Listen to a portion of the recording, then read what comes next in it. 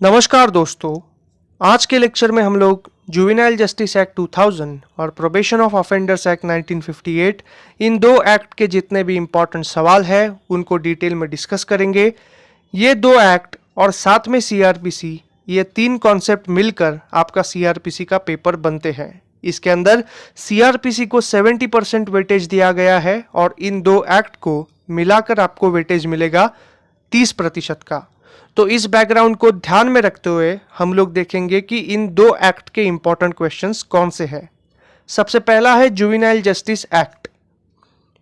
सबसे पहला important concept है concept of juvenile delinquency and its causes. Juvenile delinquency का आसान भाषा में मतलब है बाल गुनहगारी, यानी 18 साल से कम उम्र के बच्चे और इनके द्वारा की जाने वाली गुनहगारी, इसके कॉजेस क्या है। दूसरा इंपॉर्टेंट कॉन्सेप्ट है What are the principles which must be followed in entertaining the offenses of juvenile delinquents? ये दोनों कॉन्सेप्ट आपको 12 मार्क्स के लिए पूछी जा सकती है। तीसरा, Who is a child in conflict of law? Basically बाल गुनहगार को child in conflict of law कहा जाता है।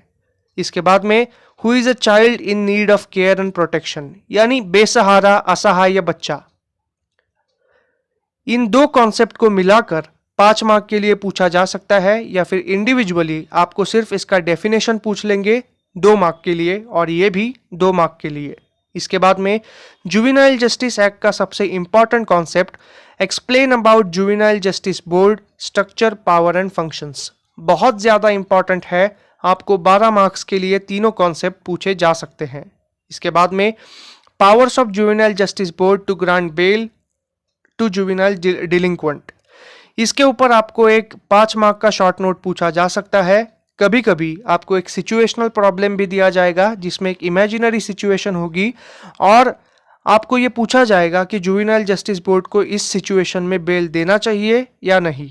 इसके बाद में explain about child welfare committee structure power and functions. जैसा मैंने अभी आपको कहा कि 5वां कॉन्सेप्ट जो है वो बहुत ज़्यादा इंपॉर्टेंट है, ये 12 मार्क के लिए इंपॉर्टेंट है और ये कॉन्सेप्ट 5 मार्क के लिए बहुत ज्यादा इंपॉर्टेंट है in the juvenile justice act.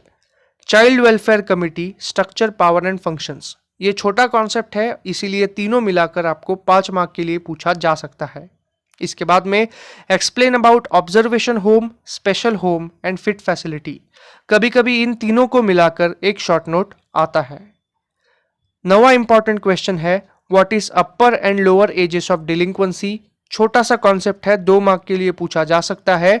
और 10वां कॉन्सेप्ट है do juvenile courts lose jurisdiction when offender turns 18, इसके ऊपर भी आपको अलग अलग कॉम्प्लेक्स सिचुएशनल प्रॉब्लम निकल कर आ सकते हैं, लेकिन आपको एक चीज ध्यान में रखनी है कि अगर 18 साल से कम उम्र का बच्चा है तो जुवेनाइल जस्टिस कोर्ट या फिर जुवेनाइल जस्टिस बोर्ड का जुरिस्डिक्शन रहेगा, लेकिन 18 साल से एक दिन भी ऊपर का अगर बच्चा होगा तो जुवेनाइल कोर्ट्स का जुरिस्डिक्शन खत्म हो जाता है।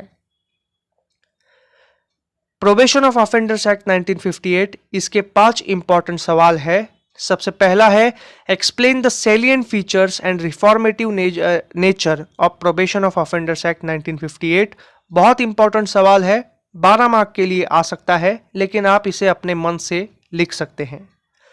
दूसरा कॉन्सेप्ट है what is the concept of probation, how do the courts decide the purpose of probation, ये भी 5 मार्क के लिए आपको निकल कर आ सकता है। तीसरा है power of court to release the offenders on probation, 5 mark के लिए आ सकता है। और प्रोबेशन ऑफ ऑफेंडर एक्ट का सबसे इंपॉर्टेंट कॉन्सेप्ट है probationary officer appointment powers and functions, 5 mark के लिए पूछा जा सकता है। और ये सवाल और सेलिएंट फीचर्स आने की जो प्रोबेबिलिटी है वो बहुत ज्यादा है। इसके बाद में who is empowered to make rules under probation of offenders act 1958, ये एक 2 मार्क के लिए आने वाला छोटा सा क्वेश्चन है, इसके ऊपर भी आप ध्यान देना। इन 5 सवालों को डिटेल में डिस्कस करने के बाद आप प्रोबेशन ऑफ ऑफेंडर एक्ट का एग्जाम पर्सपेक्टिव से मेजॉरिटी चंक स्टडी कर लोगे। ये 5 सवाल, ये 10 सवाल अगर आप पूरे के पूरे स्टडी करेंगे तो आप सीआरपीसी के उन 28 सवालों को जो मैंने अपने पहले के लेक्चर में दिए थे, सिर्फ उतना पार्ट स्टडी करेंगे तो भी आपका सीआरपीसी वाला पार्ट आराम से क्लियर हो सकता है। So that's it for today's lecture. Thank you so much. Please like, share and subscribe to my channel.